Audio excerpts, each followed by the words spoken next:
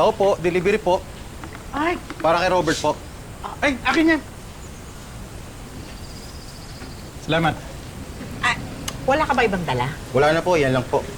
Sige. Thank you. Thank you po. Bakit ate baby? May hinintay ka bang delivery? Oo, kasi hiningi ni Daisy yung address natin dito. Baka may papadalang beauty products. Baby, tumawag yung guard. May naghahanap sa'yo, kaya pinapasok ko na. Sino raw? Hindi ka tinanong. Ito na yung pinakwento ko Bumili sa'yo. ka na naman ng sapa. Yaya, baby! Chocolate! Daisy! Walaga!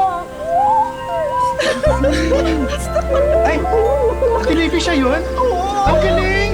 Pinadala na rin yung sarili niya? Laki mo na!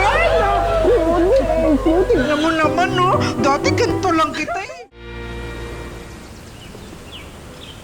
Thank you for letting Yaya spend time with me. Ay, oo. Ano bang balak nyo? Saan kayo papasyal ngayon?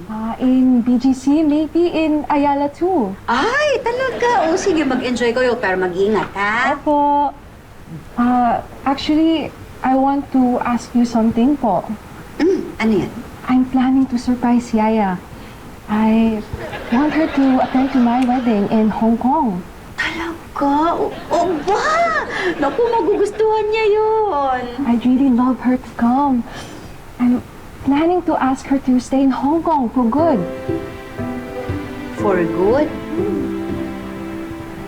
Ala, ibig sabihin hindi na uwi si ate baby? I really hope so. I'd like her to be the Yaya of my baby too. Daisy. O, sige na, sige na. Para hindi kayo gabihin. Let's go, let's go, let's go. Thank you, Mama. Uy, Ingat. let's go. I'm excited. Ma'am, ibig niyo po sabihin papayag po kayo sa gusto ni Daisy?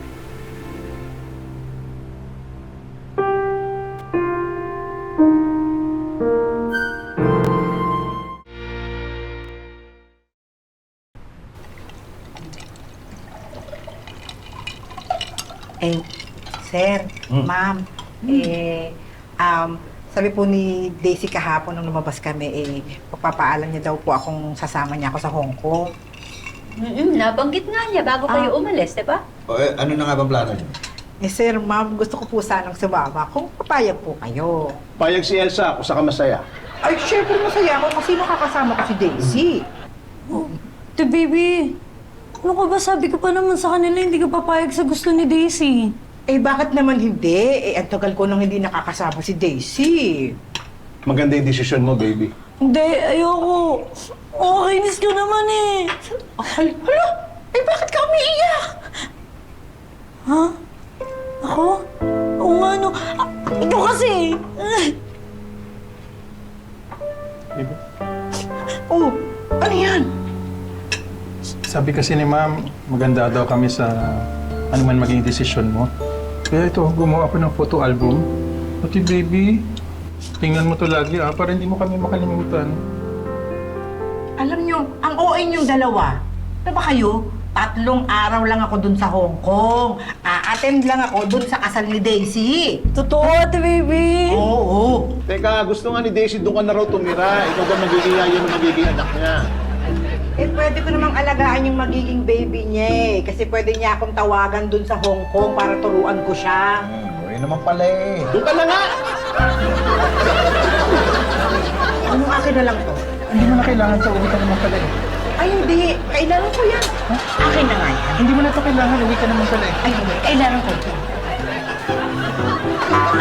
Tawa, gusto mo talaga akong mawala. Gusto mo talaga akong alis dito. Ha?